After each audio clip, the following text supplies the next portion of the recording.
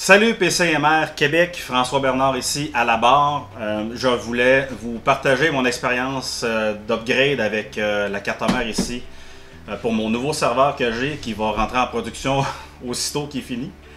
Donc j'ai un EVGA Z370 FTW dedans présentement avec le Core i9 9900K. J'ai besoin de ce processeur là, je vais vous expliquer pourquoi tantôt. Donc, j'ai le i9, j'ai le board Z370. Je vais y aller avec un board Gigabyte Z390. Je vais vous expliquer aussi pourquoi je n'ai pas changé de chipset ou changé de plateforme complètement pour y aller avec un 10e génération. Mon besoin était que j'avais besoin de mettre 4 barrettes de mémoire, donc 64 GB de RAM, avec un processeur qui était quand même performant. Je voulais vous parler des t-shirts. PC Master Race Québec sont disponibles, vous pouvez les commander, 21,95. Il y a une partie de votre achat, dans le fond, une partie qui va être remise au groupe pour faire des activités, ou comme la carte cadeau Steam de 50$ qui a été tirée. Le t-shirt de PCMR Québec est disponible sur le pcmr-québec.ca. Ça va pointer vers notre boutique en ligne à nous, qui est au Bon Marché Bernard. On vend des vêtements de travail, mais vous allez tomber directement sur la page du t-shirt. Fait que vous allez pouvoir directement faire votre achat là. Ça nous encourage, ça va encourager des événements et ça va encourager aussi d'autres personnes. On va pouvoir faire des podcasts, on va pouvoir faire d'autres vidéos. On va faire aussi des entrevues avec certaines personnes pour être capable de promouvoir un peu le PCMR ou partager l'engouement qu'on a avec les technologies comme ça. Donc, rendez-vous sur le pcmr-québec.ca. Il va y avoir d'autres choses plus tard aussi. Vous nous encouragez, on va faire d'autres choses. Ça va être génial. Donc, le sujet d'aujourd'hui, Acomba, c'est un logiciel de facturation, de gestion d'inventaire. Il y a des solutions cloud qui existent, mais je préfère encore avoir ma base de données dans ma bâtisse, capable de la gérer moi-même. Ça me permet aussi d'être capable de l'optimiser.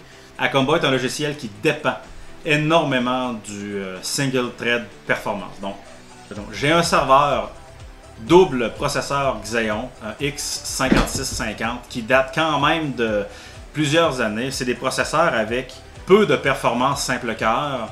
Donc, il y a une commande qu'on fait dans Acomba qui sert à reconstruire un peu la table des matières de la base de données. On appelle ça la commande remonte. Cette commande-là, c'est la commande qui prend le plus de temps dans le logiciel Acomba. Je me suis mis à essayer toutes sortes de matériel pour être capable de baisser, de diminuer mon temps de remonte jusqu'à ce que j'arrive au Ryzen 9 3900X. J'ai réussi à faire un score de 28 secondes pour remonter, au lieu de 12 minutes ou 6 minutes avec mon serveur actuel.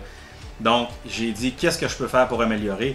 Le Ryzen 7 2700X, c'est un super bon processeur aussi, mais j'avais un temps de remonte d'environ 37-38 secondes. Donc, je passe de 37 secondes avec un Ryzen 7 2700 à 28 secondes avec le Ryzen 9 3900X. Et là, je tombe sur le Core i9 9900K F dans mon cas à moi, puisque le F signifie qu'il n'y a pas de carte vidéo intégrée. Et je fais 18 secondes. Donc, c'est presque une amélioration de 50% par rapport au 3900X. Acomba nécessite vraiment la meilleure performance simple cœur possible. Mon serveur ici va servir à plusieurs usages, donc le logiciel Acomba. Tous mes usagers sont connectés à distance. Tous mes ordinateurs pourraient être des Celeron ou des Pentium ou des Ryzen 3, ça ne changerait rien. Tout le monde est connecté, c'est la machine, c'est le serveur ici qui traite toutes les informations, toutes les données. J'ai besoin de plus de mémoire parce que je vais être capable de faire du montage graphique, montage vidéo, Photoshop, Illustrator et d'autres applications. Là. Les usagers utilisent Chrome, utilisent Outlook, utilisent Word, Excel, donc tout le monde utilise plein d'applications. J'ai besoin de beaucoup de mémoire. Donc, j'y vais avec 64. Là vient mon problème. Je ne peux pas mettre 4 barrettes de mémoire sur ma carte mère Z370. J'ai fait des vérifications, j'ai fait des tests. J'ai essayé avec 2 kits de barrettes différentes, de vitesses différentes. Donc, je peux avoir 48 GB de mémoire, 32, 16. Mais je ne peux pas mettre ça. Ça, c'est un kit qui vient comme ça, 4 barrettes avec le XMP. Donc, c'est un kit qui est ensemble. Donc, ils sont assurés d'être compatibles les 4 ensemble pour la vitesse qui est annoncée, donc 3200 MHz. Ça ne fonctionne pas dans le Z370. Donc, je vais vous montrer le Gigabyte Z390 Designer. Lorsque vous avez votre carte mère, vous l'avez sorti, Première chose que vous faites, c'est que vous la mettez sur la boîte de la carte mère. Ça va éviter des chocs statiques, ça va éviter d'avoir à rentrer ça dedans dans votre boîtier puis de ne pas avoir d'espace avec vos doigts. Pour la mémoire, le processeur, puis là, dans le cas ici qui me concerne, c'est un refroidisseur qui est haut comme ça. Lui, j'ai besoin d'aller changer la plaque en arrière. Et pour changer la plaque en arrière, il faut que je l'enlève sur la mienne, il faut que je la mette sur celle-là, donc il faut que je la manipule, c'est la meilleure chose. La Gigabyte Z390 Désigneur, c'est une carte mère ici sur un chipset Z390, comme on disait tantôt. Vous avez 3 fentes PCI Express. Celle d'en haut ici roule à 16, celle ici roule à 8 et celle ici roule à 4. Si vous branchez 2 cartes graphiques ici pour avoir un SLI ou un Crossfire, vos 2 cartes que vous avez ici, vos 2 ports PCI Express vont rouler à 8. Donc 8, 8, 4. Si vous ne l'utilisez pas ici, ça va être 16, 8, 4. Pourquoi 4 en bas, même si c'est un port PCI Express pleine grandeur? C'est que le nombre de lignes de PCI Express disponibles pour votre processeur que vous mettez est limité.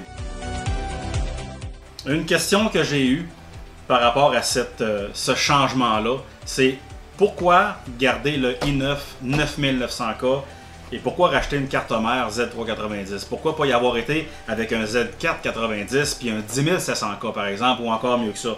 Ben, la raison, c'est que j'avais déjà le 9900K, je l'ai en main. Et pour pas faire de gaspillage, puis pour pas dire ben je vais être obligé de le revendre à perte, parce que beaucoup de gens qui pensent que le 9900K vaut plus rien maintenant, alors que les performances sont encore là. C'est encore quand même un 8 cœurs 16 traits, donc pour n'importe qui veut faire la productivité, c'est excellent.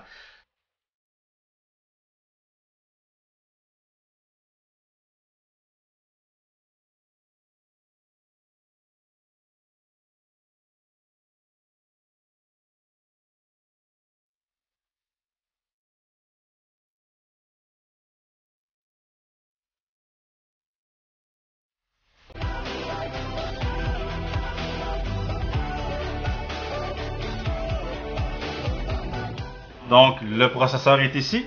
Là, ce qu'il faut faire absolument attention, c'est ce qu'il y a sous le processeur. Donc, le LGA, le Layer Grid Array. Dans ces cartes mères-là, tous les processeurs i9. Sur le processeur ici, on voit qu'il n'y a pas de pin. Il n'y a aucune pin ici, comme il y a sur les processeurs AMD. Dans leur cas à eux, ben, c'est directement sur le socket. Si vous crochez les pins, vous prenez le board, vous l'envoyez directement aux poubelles, il n'y a rien à faire, c'est terminé, c'est fini. Donc ce qu'il faut faire, c'est qu'il faut absolument protéger ça ici. Là, je le referme comme ça. En dessous de la vis ici, je le referme comme ça. Et là, il faut que je vienne le protéger. Sur mon autre carte que j'ai là, je vais aller le chercher, puis je vais le mettre ici. Ça, c'est super important. Donc ici j'ai le nouveau board Z390 avec mon protecteur en plastique. Là ce qu'il faut que je fasse, il faut que je l'enlève. Mais la façon de l'enlever, c'est pas en l'enlevant. C'est sûr que je peux aller le chercher puis je peux l'enlever, mais l'idée c'est pas ça. Donc je vais ouvrir ici le socket. Il reste connecté. Vous avez le LGA, donc toutes les pins du processeur Intel. Là il faut aller chercher ici là, les encavures, puis les aligner avec les encavures qui sont là. Donc juste comme ça. On vient de déposer un petit peu de wiggle.